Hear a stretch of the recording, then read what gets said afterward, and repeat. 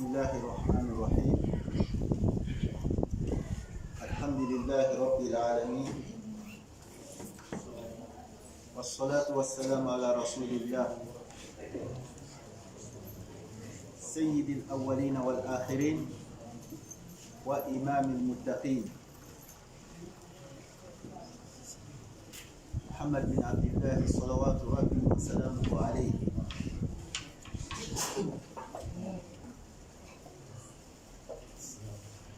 درسنا في هذا اليوم فيه نقلة نوعية.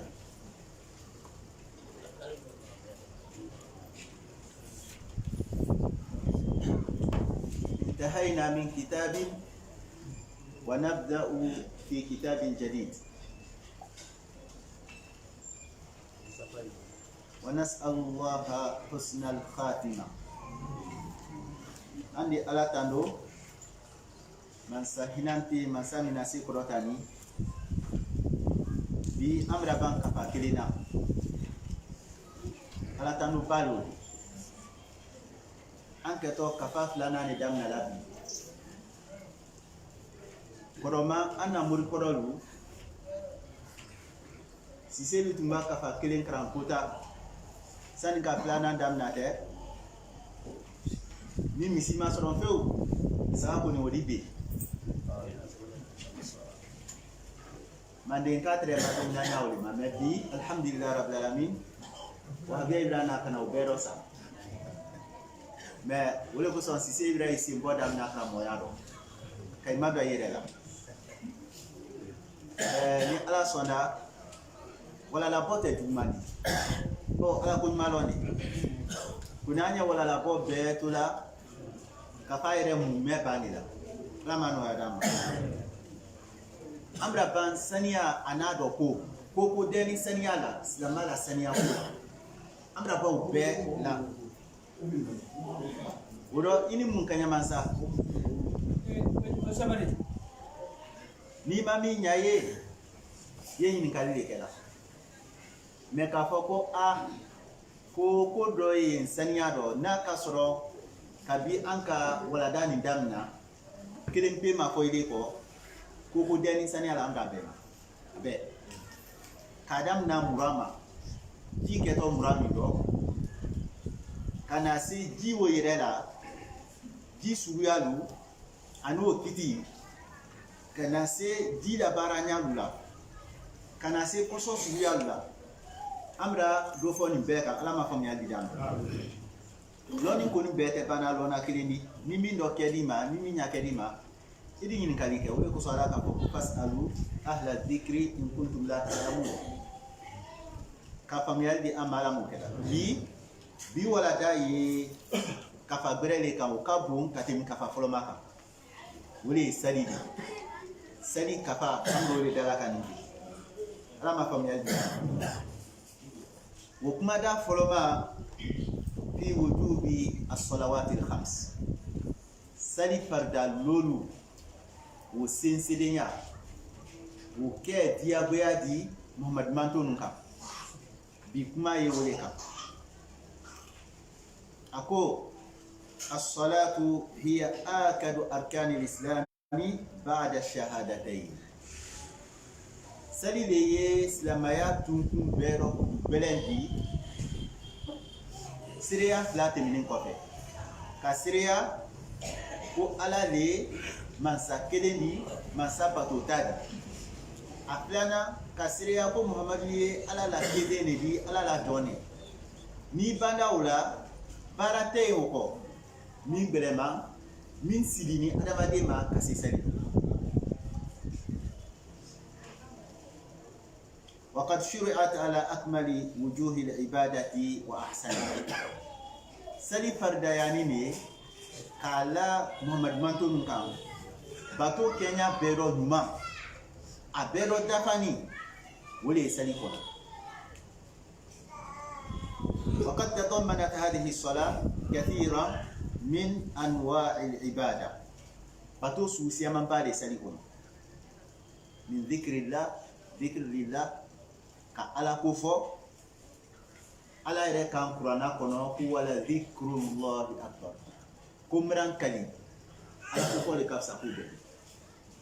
ala ko fɔ de ka bon ko bɛɛ ala ma nɔgɔya d'a ma an bɛna nin fɔ ka fɔ ala ko fɔ sirati tɛ de k'a fɔ k'i ye tisabiya janba ta ka tiri a la jɔlɔna sirati tɛ o dɛ ala tɔgɔ ye k'i da dɔn kadew bon seli k'a daminɛ ala tɔgɔ k'a bila ala tɔgɔ kelen wa tilawa li kitabi kuranna mina jigini kiraba muhammad ma sallallahu alaihi wasallam ala kumakan y'o min dɔn seli tɛ se kɛla ni m'o fana kan bato siyama ye i da kɛ i ma kuranna karan mais seli tɛ se kɛla fewu ni ma kuranna karan wa qiyamin bayna yadayillah ka ban k'i lɔ alaba yɛrɛ ɲakɔrɔ subhanahu wa ta'ala o de kosɔn salila b'i lɔ a ka kan k'i lɔ mafali lɔ k'i lɔ yɛlɛmajigi lɔ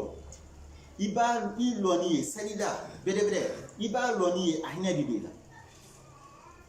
mais k'i lɔ ten warankasan k'a kɛ komi ele de jama bɛɛ kunna o tɛ a tɛ kɛla ten i ba se seli dɔ i y'a lɔn k'i ye mansaba de ɲakɔrɔ k'a kɛ komi i ɲa ala la de nka n'i ɲa tɛ ala la i y'a la i sɔnɔmɛ dɔ k'a fɔ ko ala ɲa i la de kɛla o k'i lɔ o famaji i lɔ di lɔ o ye bato de di waruko ani kɔma bidi fɛnɛ i kɔma bidi ala b'a ɲa subhanahu wa ta'ala wa sujud ani din fɛnɛ min duma adamadenya ka tɛmɛ a fan bɛɛ kan ka o fɛnɛ bila dugukolo ma dugu min ma jigin fɛn bɛɛ di fɛn bɛɛ ye dugu min ma ka diɲɛ i din dɔ k'o la dugu ma o kɛla ala ɲɛsali de ye o tɛ kɛla bato bɛrɛ dɔ wa du'a ani ala tara kilaba kan sallallahu alaihi wasallam ko ad-du'a mukhul ibada ko ni sɔnbɛ kɛda bato la ko sɔnbɛ min ye bato la k'o de ye ala tara de sali tɛ se kɛla ko ni ma ala tara kɛ bon fatiha yɛrɛ ye ala tara de wa tasbih ani ka ala la bɛsɛya fɔ subhanallah o ye sali a tɛ wa takbir ani ka ala la bonya la waka ka ala la bonya fɔ k'a la wasa o ye sali dɔ wa hiya sali ra'sul ibadati albadaniya bato kɛtɔ adamaden farikolo la o bɛɛ kun de sali bato min kɛtɔ adamaden farikolo la kun bato dɔ ye o ye kɛra wari de la badi bi bato dɔ ye o ye bi kɛ nɛn na bato dɔ ye o ye kɛra fɛn bɛrɛ i la mais bato min kɛtɔ adamaden fadi dɔrɔn na o bato tɛ ye min ka bon ka se sali ولم تخلو منها شريعة رسول من رسل الله عليه الصلاة والسلام على كدن كي كدمنا سيدنا نوح عليه السلام كان بلا كلابا محمد صلى الله عليه وسلم وكدن كلنا ب سلي أبيلا سريارو سلي لوسويا بكلمي أي كينيا بني يوما ما سريا سيمانا كابو على برا سدي تمين وقد فرضها الله على نبيه محمد صلى الله عليه وسلم خاتم الرسل ليلة المعراج في السماء على كسل فردياتي كلابا محمد صلى الله عليه وسلم محمد لكوي مية كدم بكندوني كدم بلابان على كسل فردياتي وما mana dɔn ala sama yɛlɛ su dɔn nka saba ka kira bila ma don min na ka waa ta maka ka waa di baitul maqdisi o ye Shami jamana de ye kilo 1 kɔ janba lo di ka bɔ baitul maqdisi ka yɛlɛn san ma ka se san fana 7 ma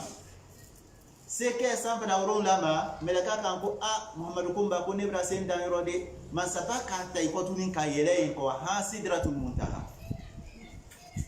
indaha jannatul ma'wa bon awani sera yen ani mansaba ka ɲɔgɔn ye kɛ ɲɔgɔn ye o kɔnɔ ma ala ka sali faridaya kiraba ma sallallahu alaihi wasallam o ma kɛ duguma de o kɛ ni sama de an ka kan k'an ne kɔrɔsi saliko dɔ baden mɔgɔ mɔgɔ n'i di sali la silama t'i di kuma t'o dɔ fiyewu sali la ko gɛlɛma ala ma kati bato bɛɛ munna ala ma sali faridaya di kira ma dugukolo kan munna ala ma sali faridaya di jibrila ma kana di kira ma sallallahu alaihi wasallam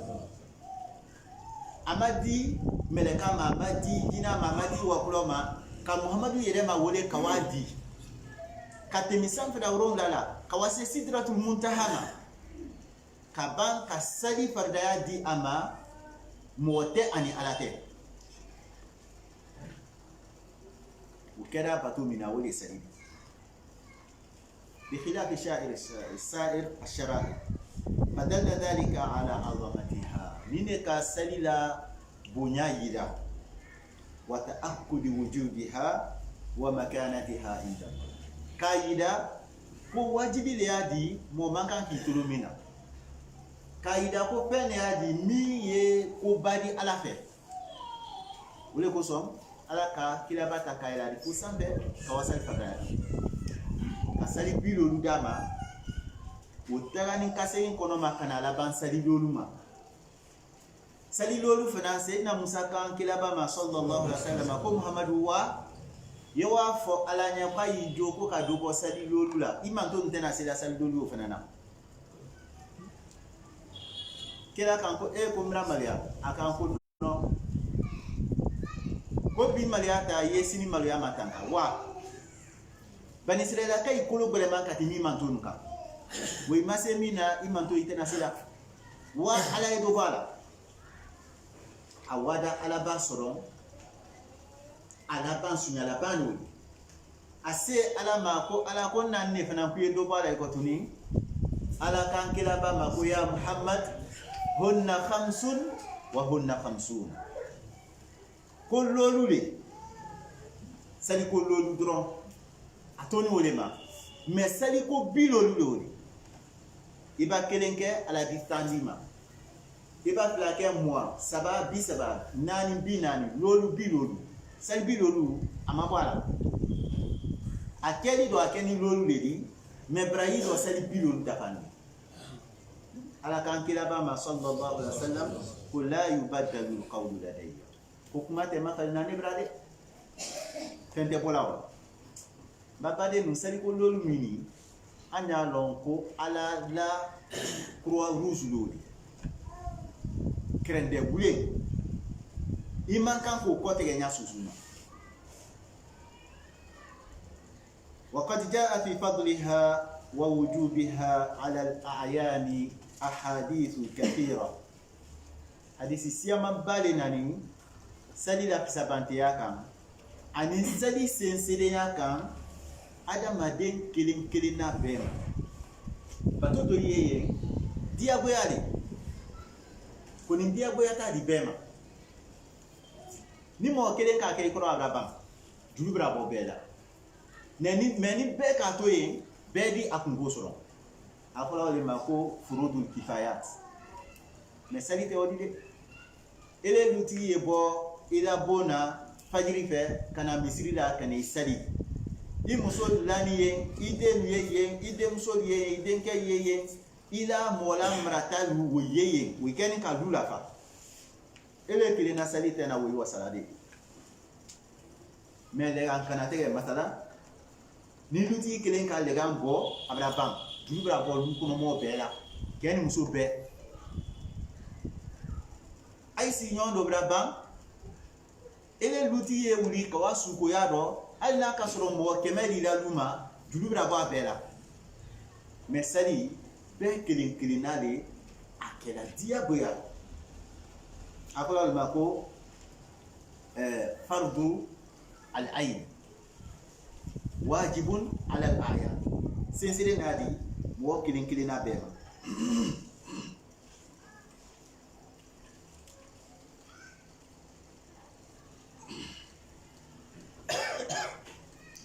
وفرضيتها معلومة من دين الإسلام بالضرورة. سالي سنسيديا أكيد ديا بيادي ولوني نسلم يدينا كنو ديا بيالا بيكولو فنفني سلام دي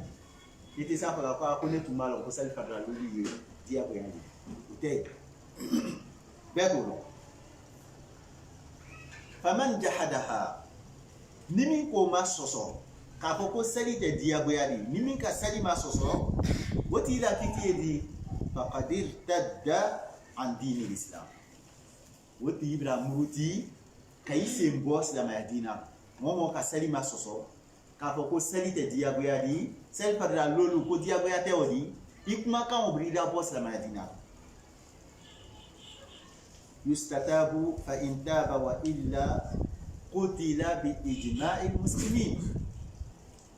momin basali masoso oye wole la l'islam ay bulu kala sigi ka forose kwa itubi dia goya ay tubi nama tubi mun kanyama ka ke kafawa ay fawala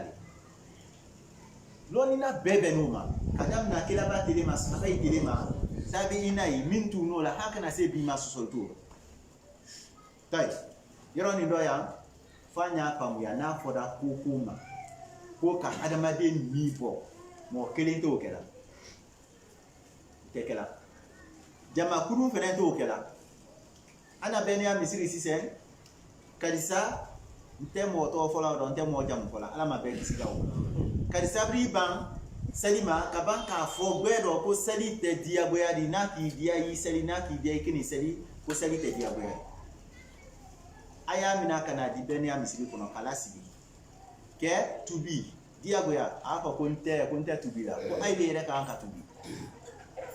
benia ka ye ina de kamruta ka kunte ala la utekela jamana kuna sigire wokiti yole ku na ka ke abra ke ko ke na ma ke ngo alele nyini ngato mo kele ngire to kela di ide mri ban sali ko ma ya fa la ibade ma mri ban sali ko ma ya fa la akeda ya wati dola bade ma do afadon wada Italy atoda intimala sunya buluma akeda tuwabu muriba bilibilidi zahidu min zuhadi ruhbani an-nasara to muri bilibili min bani dunya ko bero aboda inkana ala juru tere mu'min na la million ke merika juru tere do ila ka we wole ka fa ina kwa bra ya fa bema ko beta di tadi ko dunya te fo ko kiban dunya ko bero mais abra ke chrétien min bani dunya ko bero ko akoroge denke kanya ko bo pale mim kela paye afadon manere na le kawadi so abase adi so adwa bla kolon kurungo no ka adagbeden kiban ki kwase ko mo site ba kala la utekela sema masoma wole ko so mbade no terrorisme ko kambo yete ka fo afu sema ya barate Silama ibarate meni ya feka silama itoro tinye wile akela anna silama ya ube benwi agbenye wa ala ma famia dida donc andi role wo fo yoro ni ila mo ki ban salima ide ala ma kisida ma na ki ban salima miye ima na kasura bra bankela kamera korodi ala ke lutidi santani uro la santani se kawanya fe no ki ban salima besilitanya na ninintanya agben aite dina kele loko akini la sumando akana sibra ita danu me ka kogre kala la utekela ala ma famia ida ni tombo sida sema ya kono tombo moro na sida adama den fadido bo mala wala ka ni bwaro mo kele to kela ko misile ni mo ka sunya dike kwa ya bulote ala ani ya mina misiri kuna ka bulote ala na ni jamana kuna si na daka na ambeta ko ambulance ka sola odo ay dole ko te kala ba na kedati adike fawdadi adike bedi sawke hali do ba mo ne do mai kro ado am ne kro ka bulu ta la ka signal le bulu dun di sia o do di o te kala o ko nya la c'est la jamana na sigile ma bon mais ko men di ke butu na te c'est la adama de nima ko mi la pro la jeneya min ma fudu ke folo mun ko kay du te gbenya ya keme ka ban kay gben so kono akana do so kono fo san kele te bi andi so kala bawo be ya keme ido bo kamre ko do fo amasa anima ala ma famia di dam fay ko fe akanko was-salatu fi al-lughati ad-du'a qala Allah ta'ala wa salli alayhim ay ud'u lahu ni ka men arabukan do ko salatu arabukan kono ka considère ya nanye salatu podole tingi di duau ka tingi mon mais silamaya na min keni silamaya ka salatu ke pengre le di fanya iron ni famu wala ko so an bade ko krana lumini ko krana ka sebe wodo ita fe ka fen di de arabukana wala wali kan kai kuno fofio ka be man gaya fe babili bili lula kama soron hunaka haqa'iq ja'at biha ash-sharia kuma den do yeye sharia na nodi silamaya na nodi silamaya la nyini do yin kuma den na du'a ya ta du'a bedi mais sali we sali le di silamaya kono sali e ko do ile di mini du'a doron tekrini ama famia dida bo arabukando salatu korole du'audi komi ala ka fanya makrona kono ko wasalli alayhi khudh min amwalihim sadaqatan tutahhiruhum wa tuzakkihim biha wa salli alayhim kuyesra kamna ailana fludo jaka mina ailana fludo ya di fantanuma ibaba jaka mina la seti lula ye du'u ke aynye salli alayhim korole rodo ko ka du'u ke aynye bana ka foko inna salataka sakanu lahu ila duwawu imanto nye weji mafale di aima wole kuso silama iseda jaka boma ibuloko seda jaka boma ika jaka fana bo kila la duwawu ni sallallahu alaihi wasallam ala ma jebi dambe odo arabukano ka fo salima ko tingi we arabukano ومعناها في الشرع سريان وسنة سادة لما يا سريان ناني منك ونا دا سلي